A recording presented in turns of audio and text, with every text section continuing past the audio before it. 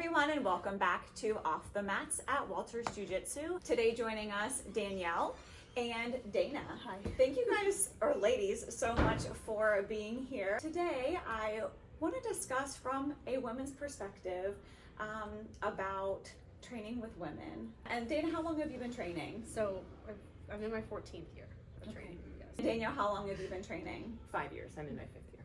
Very good. All right. So since maybe you have the highest rank, you outrank us here, Yes. and the longest training though. So tell us, when you first started training, were you kind of on your own as a female, or? For the most part, yes. I would say I was. There was one or two teens in the gym that I was in that were really serious about training, and they were tough, and they were kind of around my size at the time. They might have been a little bit smaller, but they're around my size. I was smaller then. So that was fun. But outside of that, I think that most of the girls that were at the gym weren't really serious about training. They were there just to hang out, socialize, which I think is also a very important aspect of jiu-jitsu. Like, that's a whole aspect of jiu-jitsu why people join, is the social aspect. But so, you know, now looking back, I can appreciate that they were there for socialization, but at the time I'm like, you're in my way, get out. Move. Sure. So did you start in an all levels class or a women's only class? So for a couple weeks, a couple lessons I did women's only, but again, I think because I had always had contact sports growing up my whole life, I was always doing like things with my body, you know, and so I didn't want like the chitter chatter, if that makes sense. And so I jumped very quickly into the all levels class and started training with the guys. Pretty much, almost, I'd say maybe like after 4 classes, I was like, I got this. This is fine. I watched my kids do jiu-jitsu for like 6 months straight, and I was like, this is easy. I got this. And then I realized it wasn't. Yes. You just share about like your experience getting started. Did you start in a women's only or the all levels, or what was that like? Well, when I first started here with Nick, he only had the all levels class. So I started in the all levels class. There was a small group of women who would, I would say, regularly showed up, you being one of them, of course. But in all honesty, I kind of stuck with my husband. I was uncomfortable. This was not something that I was like, oh, I'm gonna love this. Yeah. It was something I was a little interested in. Jim told me to go for it. So, you know, in that regard, I kind of stuck to him, but then mostly it was with the women. Like, I would go with the women more often because it was more comfortable for me. Sure. Yeah, I started in the all women's class when Nick had his school in Moorhead, because it was the same time as kids class. And I was like, okay, like, it just gave me something to do. But Smart planning on his part. it was smart planning on his Yes. part. And I transitioned almost like unwillingly into the all levels class. I either had to quit after a year or like do that, like transition. It was tough. It was very tough. I think like one thing though I'm very adamant about, especially I do run a women's program, and I have a gigantic women's program, which I'm so blessed and so thankful for the environment and the women that have joined that program. But I'm very adamant that the women have to go train with the men. Like, it's just so important. It's women and men just don't move the same. They don't fight the same. And I think women need, and they have to train with women as well. I think it's very easy to get comfortable losing to men and not comfortable losing to women. And so a lot of times women who begin to train with men who aren't winning with the women will like gravitate towards the men because there's an excuse. They're bigger, they're stronger, they're heavier. Of course I'm going to lose to them, you know? Sure. And so there's not really that excuse that you have between women and women. Absolutely. It's like, it's real like very vulnerable to lose to another woman. And so, but, so I'm very adamant, back to the original statement, is that women have to train with men, unless, of course, for religious, you know, beliefs or whatever, I won't enforce that, but like, I won't promote my women to blue belt unless they train with the men. And I think it's incredibly important because they have to, the whole purpose of jiu-jitsu is to defend yourself. Yeah. And you can't defend yourself against a man if you never fight with a man. You don't know how they move. That is, you know, so. I love that you say that. Yeah. Because I too feel like it's really important to grapple with both men and women alike.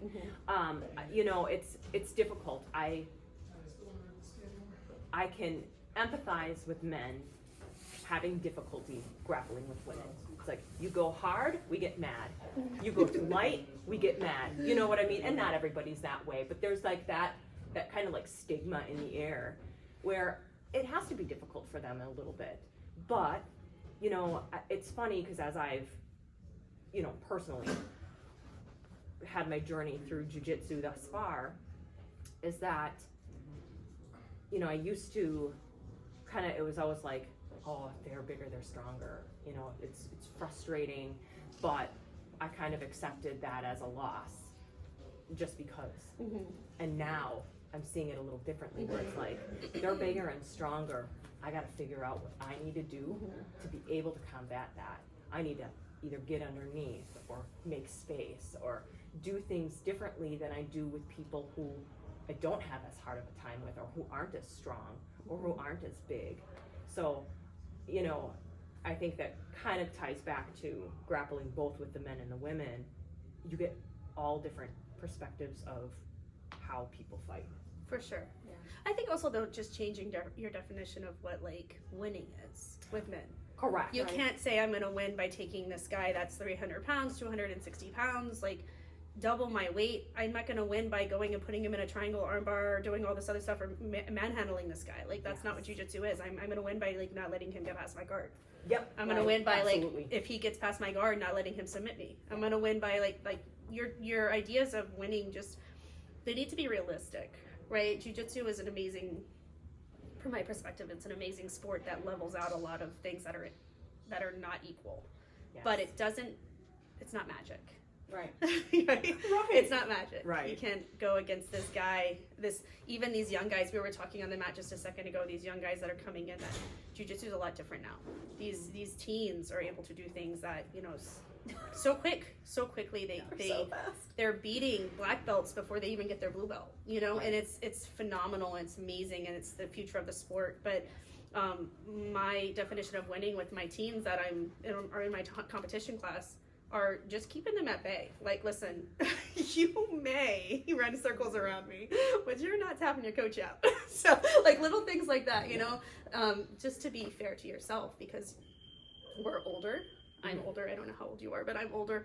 And so I think the idea is that, you know, one time I had a friend who's a professor, and he said, he's like, I'm like the original iPhone.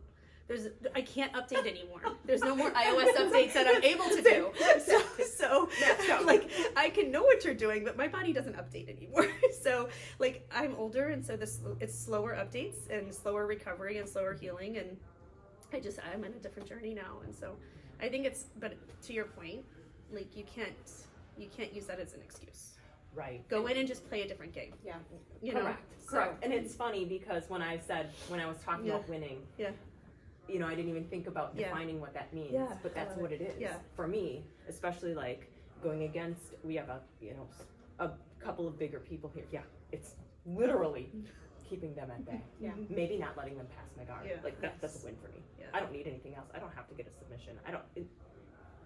Again, your definition of winning is important. It's a lot different. Yeah. So, Absolutely. for sure.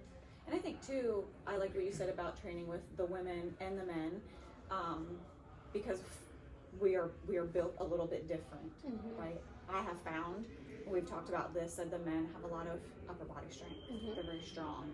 I think the women, we are very strong in our lower body. When we train with so many men, it's so different, right? Like, I don't go against women that are just like bench pressing like 500 pounds.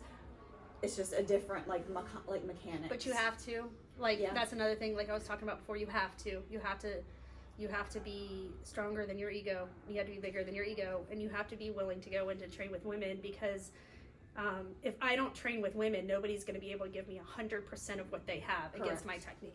Sure. Right. Only women can give each other 100% of what they have, 100% of their strength, 100% of their body weight, 100% of their effort, and it be fair, and it be on a level board. Correct. Yes, there's like, you know, I'm not saying women are at a disadvantage compared to men. I'm saying like we're different. Yes, we are correct. Different people. We're different. We're built different. We have different hormones and different body structure and strength. And if you want to know if a technique works, go against a woman who is trying to, with everything in their body, to stop that technique. Yeah. And Yes. that's when you know it'll work, you know? Absolutely. That's my It's true. perspective, yeah. Yeah, I've kind of talked with Nick about this a few times, and maybe you as well. But when we watch like the professional, like or the high level black belt grappling, and I'm always like, man, sometimes the black belt males, they like just don't do it for me, you know. I was like, but the women's matches are They're exciting. usually They're they're so so exciting. technical, Yeah, they're and so they're exciting. but it's because they're technical, I think. And even smaller men. Correct. Yeah. Smaller men are very technical. Yeah. I'm Yes. very blessed to have a bunch of smaller, very more technical, also very giant men, but very smaller men. You know, I keep referring to my husband, but he's very small compared to most men, and his game is so technical and so patient, and so just makes you open your own vulnerabilities to him, and makes you open your own, you know, get caught in his own traps. And I think that the smaller person, just in general, they say, you know, school's gonna be very technical by the size of the head instructor.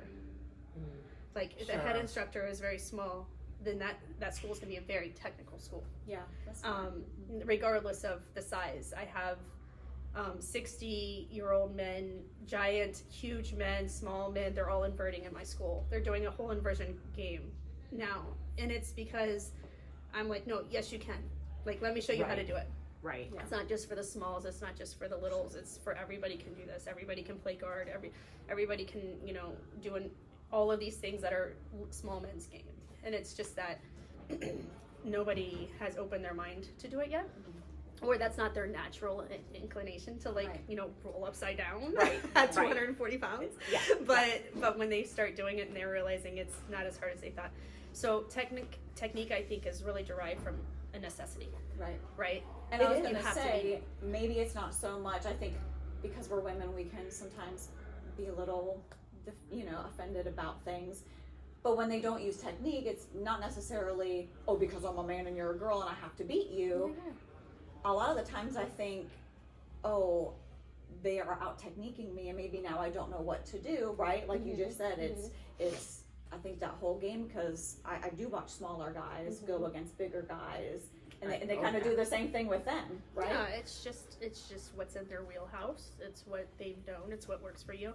Jiu-Jitsu is a lot like a toolbox, and like the more you learn, the more tools that stay in your toolbox. You know, at first you maybe have, like, I was explaining this to one of my students the other day. Maybe you have a hammer and a screwdriver because you just opened your new house or you just bought a new home.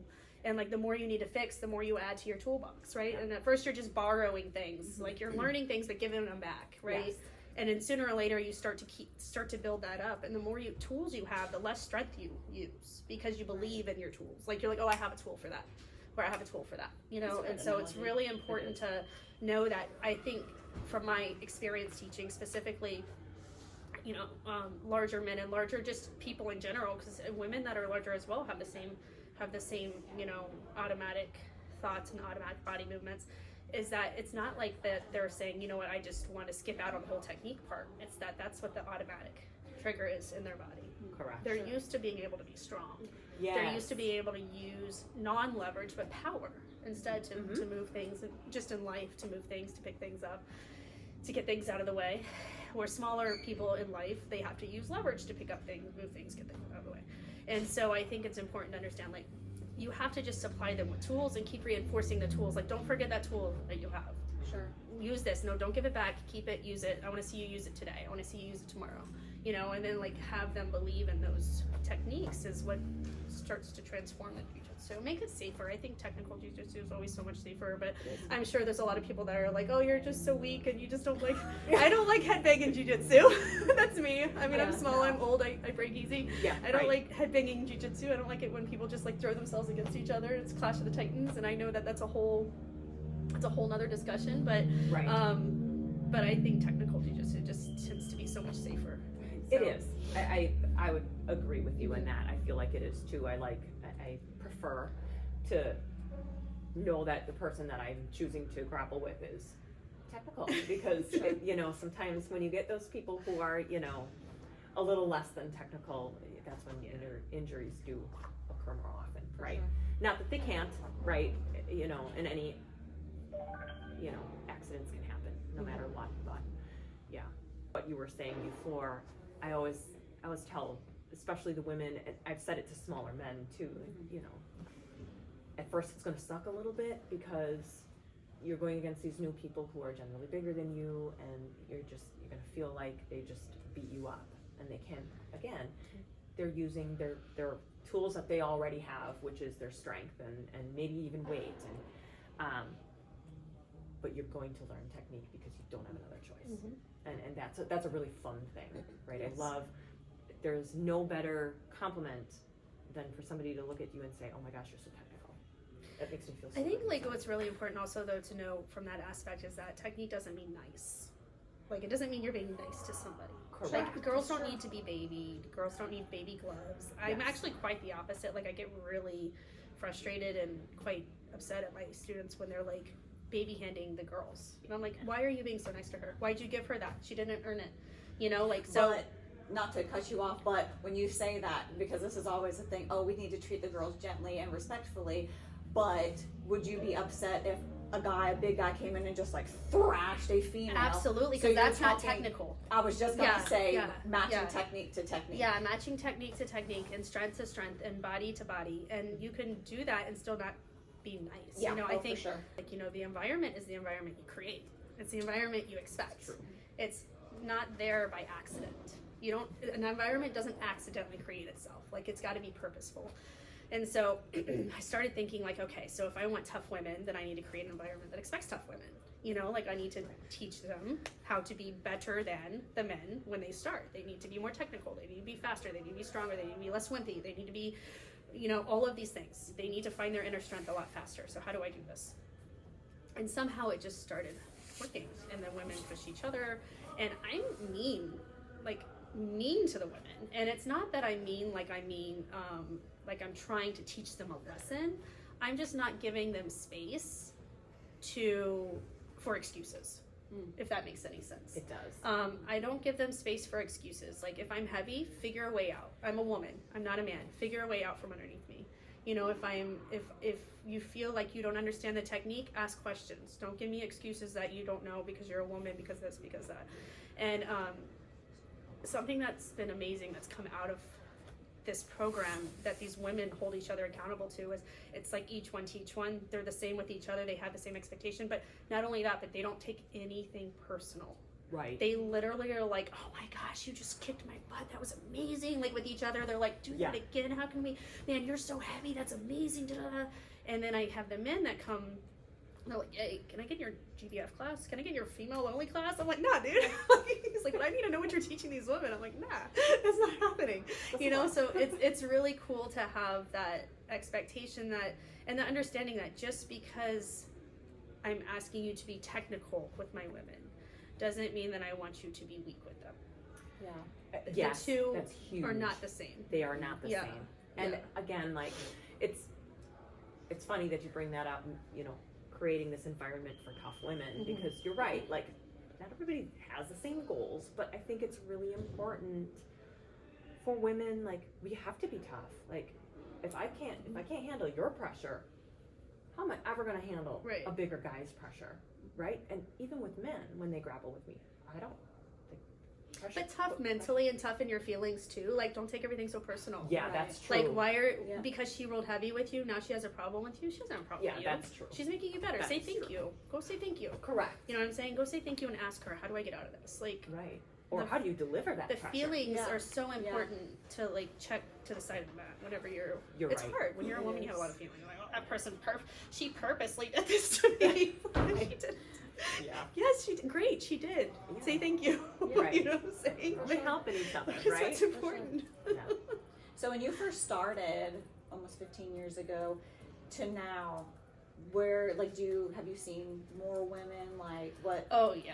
Yeah. I love it. Like I love seeing I remember when I started, I think blue belt, maybe purple belt was like the highest ranking. I think at one point I saw a black belt woman when I started. At one point it was like a special seminar and I was just like amazed because that just didn't exist. Sure. You know, so amazed. And then not even very many, there was all white belts. It was just mainly I think one blue belt. My instructor that I first had during those 4 classes of the women's class, she was a blue belt. And I was like, man, she knows everything. She's gotta know everything. This is amazing. Mm-hmm. You know, and that was it. Like, she didn't want to train very hard, as well. And so I was like quickly into the men's classes, and I just didn't think about women. I just was like, I just want to bang heads. At that time, I just wanted to be tough and bang heads. Zero. I was pretty good at technical because I had to be, because I was being smashed. But really, I was just stubborn. Sure, right. Just got into jiu-jitsu at a younger period, was just being stubborn. I built a lot of bad habits because I could just be stubborn and push my way through them. Yeah. And then as I continued jiu-jitsu, I found that like the more injuries you get, the more you appreciate the art and not the pain part of it. Yeah. And so I just started like really made it my goal to be super technical and understand jiu-jitsu. And once I opened, I still didn't see a lot of women, but once I opened my first school, I made it my goal to have a lot of women. So I was like, I'm going to train with every woman that comes in here. I'll be their training partner. I'll be always available. I'll be this, I'll be that. And so it took a long time to get that snowball rolling, but like a crowd draws a crowd. And once the crowd started coming, more crowds came and more crowds came. And before you know it, I'm looking up and I'm like, oh my gosh, how do I have this many female blue belts on my mat right now? This is phenomenal. It's wonderful. Amazing. And then that was what the goal was. That's the goal, is to see, for it to not be weird for them. Right. Oh, that they show up to a school and it is men and women jiu-jitsu. It's amazing, and the women are hanging hard with the men, and the men are respectful, and they're not being bullies, but they're not being nice, and they're technical, and they're getting a good roll, and that's what I wanted. I wanted everybody to be like, it's normal, just go fight with each other. Yeah. And then the little ones on the side watching their mamas train, that's like the most amazing thing. I think that's so cool. I think it's great. Yeah. Really great. And another thing that's really nice, and going back to, I agree, I think men and women should be training together. Mm-hmm. Absolutely. But Nick has always been really great if religious reasons, or especially for people who maybe have had some past trauma and are trying to work through it, for sure, or for any other reason, if you're not comfortable, he doesn't force you. For if sure. you're not comfortable grappling with somebody, you can absolutely say no thank you. Mm-hmm. And he's very respectful of that, and I think that is important, and I'm sure you do the same at your school. Well, with anybody really, like I don't want it doesn't, men or women, like correct. If someone is not being respectful to you or your boundaries, or you don't feel like but I also say, like, you're your own, you have to be your own like spokesperson too. Correct. Like you have to say, like, people can't read your mind. Correct. Like, go into a thing and say, yo, I'm taking it easy. But if you say you're taking it easy, and the next thing you know, you look like a cartoon with squiggles everywhere, that's not taking it easy. Like, that's, you're doing that. They're matching your energy. But if you are taking it easy and they're not, like, step away. Sorry, dude. I gotta step away. Correct. This is not, like, your goals and my goals are not the same. Yeah. Correct. Like, we gotta. And people do. And I'm okay with that. And I think, to your point, most women that I pull to the mat would never want a drop of men's sweat on them when they start jiu-jitsu. Yes. Like, it's so gross to them. Yes. But once jiu-jitsu looks so different from outside the mat than it does from inside the mat. Yes. And once you can get them to does. take the step inside the mat, then they see jiu-jitsu from a different perspective. Correct. A couple of those classes, and then all of a sudden it's not about the men's sweat or about the man versus a woman or about someone laying on you. It's about that technique. And so it's just getting them on the mat with the women to see, like, it's not what you think it is from the outside. Correct. So that's brilliant. I am so glad that you brought that up, because it's so very true. Mm-hmm. Right. People think, like, and I've had men even say, how does your husband feel about you training with them? It's like, my husband doesn't care, because we're here to learn and grow, and this guy is taking the time to teach me, and my husband respects that. And Jim and I play very different games. I am a big open guard player, and he is a half guard player. We can only at one point, and we've we now can work back together again, but at one point we were like, well, we can't be partners anymore because we're kind of at a stalemate. Like, we got to move on and work with other people, because we can't help each other anymore. And again, we have that respect. He grapples with women all the time. There's nothing inappropriate or weird, but again, we're on the mat. We see it totally different than somebody who has never grappled before. You know, it does look very different. Yeah, for sure. It But definitely then does. going back to the culture of your gym, right? Like things like that, it's not weird or inappropriate because the culture of our gym here, I would imagine based off of what you said, your gym, like there's no tolerance for that. Yeah. Yeah, Right. it's respectful Yes, and it's very respectful. We're just Well, I think when you would create with, intention, culture, right? And then the people that are part of that culture, they're policing themselves. Yeah. And then new guys come in and then they're protective and they're watching and they're rolling, but they're watching the new guys or they're watching this or they're watching that or, I'm lucky enough to have a lot of coaches in my gym, so I always have eyes somewhere because you can only watch so much, Sure. right? And so I always have eyes somewhere on the mat during those classes, and it's really good to see like the self-policing. Like, you don't have to come in all the time. Every now and then everybody's kind of head down in the trenches, and you're like, hey. Calm down over there. Nobody, I say all the time, every single time we start to spar, I say, listen, just a reminder, nobody's getting a medal when you walk out of here. Okay? Right. Like we all got day jobs to go to tomorrow, so this is not the place to prove it. Right. So, For sure. It's very smart. but I'm also not like though my gym travels and competes a lot. I think I see Nick at every single tournament that we I was ever gonna go say to. I see you all the time. Yeah, Yeah, literally. all the time. Like though we travel and compete a lot, that is not my focus. My focus is teaching jiu-jitsu and the art of jiu-jitsu and teaching, getting people to have, the connection with each other and getting people to learn what they're capable of doing and get off the couch and get out of your stress mode and like all of those other things. Jiu-jitsu is going to be learned, but all of those other things are like the byproducts that are my goal, Sure. Yeah. And if along the way you decide you love to compete, that's awesome. We're going to have a class for you and I'm going to push you and I'm going to make sure, that I'm going to be there for you and every step of the way. But as a whole, that's not the goal of the gym. The goal of the gym isn't to see how many champions we can have in the world.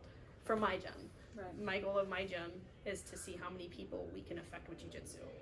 And along the way, you find those champions. As in any sport, I think. You said something earlier, and I was having a discussion with someone, and I don't remember who, but they had brought up that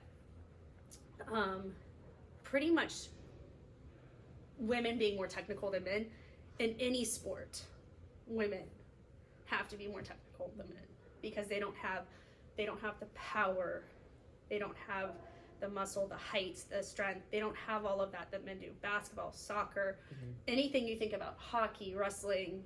Like, women have to be more technical in every single sport in order to get the same job done without that extra boost of strength. Yeah. And I think in jiu-jitsu is something that we're just always focusing on that because women and men battle each other.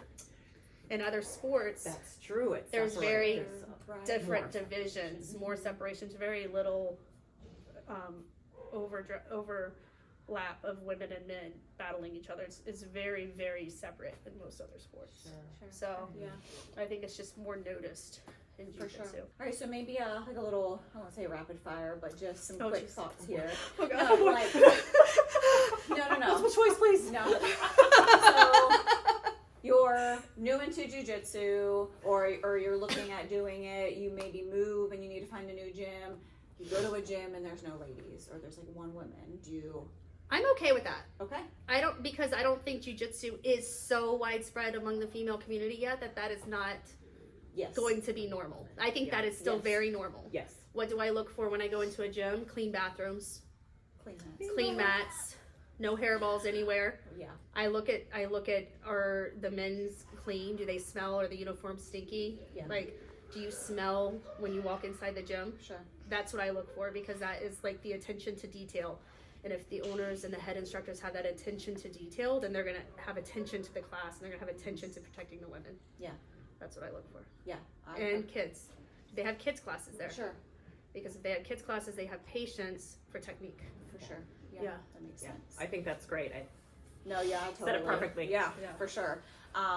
What about men approaching women to grapple? Love it. I think it's always appropriate. Love it. Yeah. Yeah, I love it. Yeah. Sometimes I run into like men avoiding me. Sometimes. Yes. And that's okay. Like again, like I said earlier, I get it. It's hard, right? Sometimes you feel darned if you do, darned if you don't type of a deal. But please we're perfectly fine grappling with you. I think a woman walking into a gym that doesn't have any women, I would recommend always trying to start at the top and work their way down as far as belt levels when they're training. For sure. Start with the professor, see how they train, roll into the brown belt, see how they train. Most likely when you're with the professor, you're going to have a chance to look around because the professor's not going to be proving anything to you. You know? Correct. See how everybody's training. Like, are they throwing each other off the mat? Are they, you know, things like that. And then just work your way down. Yeah, I like that. And I'm kind of conflicted on this one. You know, there's a lot of self-defense seminars. I think self-defense is great. I love that this sport offers me some kind of defense, right? Or at least the mental ability now to withstand things that maybe I wouldn't have been able to withstand before. Yeah. But a lot of ladies, oh, just a self-defense class, I need this.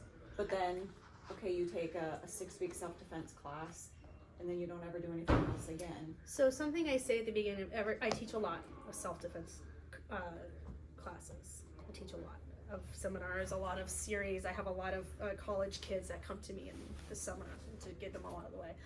And something I say to every single person, every single parent is you're never going to be able to defend yourself if you don't continue to use this. Yeah. And the only thing you're doing now is learning what you're capable of doing. Yeah. Not what you're going to be doing. Yes. And the only way you're going to be able to defend yourself properly or have the best chance of defending yourself properly is if you continue and you get in jiu-jitsu and you become numb to the adrenaline factor, because that adrenaline is what's going to take over your body, right? Your body needs to move by itself. I can't stop myself from hip escaping on the ground, you know what I mean, on the mat. I can't stop myself from being in certain positions of protection when I'm doing jiu-jitsu. They're automatic. I could never go into gym and pretend like I don't know jiu-jitsu. You know, like just me, the way I walk, the way the move, you know, is obvious that I know jiu-jitsu. And I tell them you have to get to a point where your body's not thinking. Your body's just doing. And so you're perfectly capable of learning what you're capable of doing. You may be able to do it during this 6-week, 8-week, 12-week period, but if you don't continue to use it, very little is going to stick whenever your adrenaline shoots up and your brain's on fire. So, well, you know, they always say, up to your point, if you don't use it, you lose it. yeah, right? very And true. it does. It has to come naturally because, again, if you're in a situation where your adrenaline takes over, if it's the not language. automatic, and even when, like, Katie and I compete sometimes, and again, if I have to think on this mat, it's not happening when I compete. Yeah, for sure. You're not in the same, and well, for me, maybe some people can do it, but like mentally, I'm not in the same place. This is comfortable here, right? It is not comfortable when I compete. So if I have to think here, it's not happening out For there. sure. And that's the same thing. If somebody attacks you, it has to just come naturally. The biggest thing jiu-jitsu has done for me, and I know I've shared this with you, when I first started, like looking back now, I didn't realize it then, like I was really like weak in the mind. Like I was physically weak as well, like I just had 2 kids, whatever, but like, man, like I was so mentally weak. Like I had no ability. I would just crumble. And you, like Nick laughs all the time, like I would panic and like cry when people would got always like say, this close. If anything went over her face, Oh yeah. So she's out. Yes. And it was horrible. I would just cry. But through exposure. But yes, Yeah. and now like all these years I look back and I'm like, man, like for just that alone, like I'm so thankful for the mental toughness that it's given me, and that has translated so much to a lot of things I've experienced just in life, you know, like family situations, whatever, and I'm like, it's really not good. Your definition changed. Yes. Your definition of pressure, your definition of panic, your definition of pain, everything Yes. changed. It moved Yes. along the scale. Yes. And that's the most important part, Yeah, I think, it of is. jiu-jitsu. That's It amazing. is. Yeah, and I love, you know, yeah, if you want to win by strength, we're going to have some issues, but I really love the idea that of strengthening the mental fortitude, the mental ability. For me, like, I think that's great that you have that as something for the women in your class, and I think they're super lucky. I will say though, if you can find those unicorn partners, those men that like just challenge you so perfectly, that challenge you, that they could be any size. Right. One of my favorite training partners was at least twice my size, and I learned so much from this guy, and I never felt his weight on me heavier than I am, but somehow he always whooped my butt every single time. And if you can find those unicorns that are so technical and so like tit for tat and exchange and exchange and exchange and make you grow and catch you when you're slipping, and you know, like those are, you gotta stick with them, because they somehow figure the magic potion out of throttling their testosterone and their strength just enough to be able to be where you need it, and then they do it different for the next person and the next person, but then they can go bang heads if they need. And I can tell you, like, those are the people you gotta hang on to. Those are really good. Well, thank you both so much for literally stepping off of the mats. We obviously haven't trained yet, although it is very early and I am traveling, so. But thank you so much, and I know you're kind of bombarded here, but we didn't give her much of a choice now, did we? We really did not. So thank you, Dana. Yes, thank you. Lovely. It really has. What a great conversation. And thank you for your time. And thank you so much for watching. And we'll see you next time on Off the Mats.